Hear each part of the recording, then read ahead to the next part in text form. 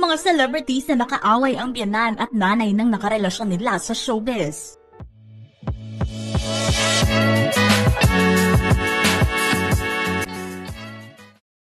Lotlot de Leon.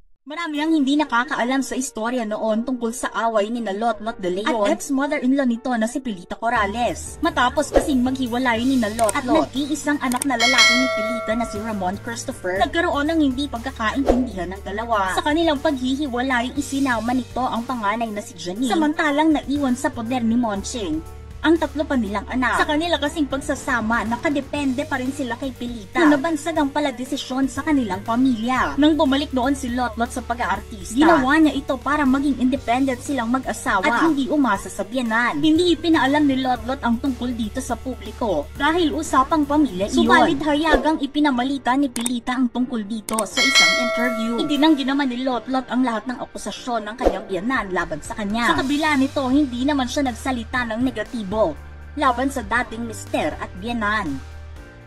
Raymart Santiago.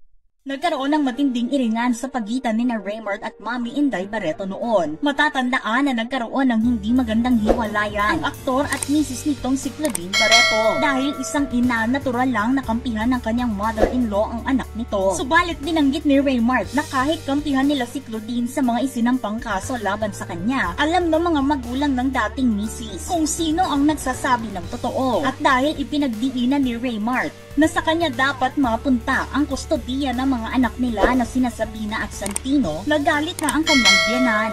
Ani Mami Inday, Raymart Santiago was a danger in my daughter's life. Mas lumaki rin ang gap ni na Raymart at Mami Inday nang magsimula ang away sa pagitan ng Barreto sisters. Kinampihan kasi minsan ni Gretchen si Raymart na ikinagalit ng husto ng Barreto matriarch. Gretchen Barreto. Matagal nang may lamat ang relasyon nila Greta sa kanyang mother-in-law na si Imelda Meldy Coangco.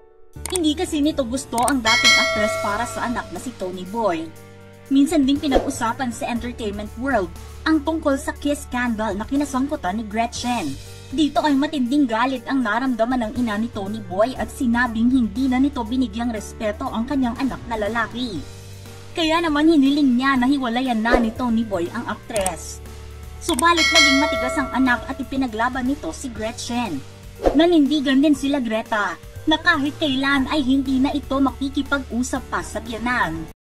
Albert Martinez. Minsang nakabanggaan ng veteranong aktor ang kanyang mother-in-law, ang veteranang aktres na si Amalia Fuentes. Nangyari ito noong 2015 matapos na pumanaw ang nag-iisang anak ni Amalia at misis ni Albert na si Lizelle Martinez. Lumabas kasi ang balitang hindi pinakitaan ng respeto ng dalawang anak ng aktor na sina Aliana at Alfonso ang kanilang lola. Nagparinig umano ang mga ito sa social media. Base rin sa mga naisulat, hiningan si Amalia ng 5 to 10 million pesos ni Albert 2 araw bago ang pagpanaw ni Lizelle. Nariyan din ang usapin tungkol sa ceremony para sa cremation ng nag-iisang anak nito. Pero naayos din naman nila ang gusot sa kanilang pamilya. Sa panayam ng nag-iisang apo niyang lalaki na si Alfonso noon, sinabi nito na hindi nila magagawang talikuran ang kanilang lola. Kaya naman bago pumanaw si Amalia noong 2019, wala na silang hinanakit sa isa't isa.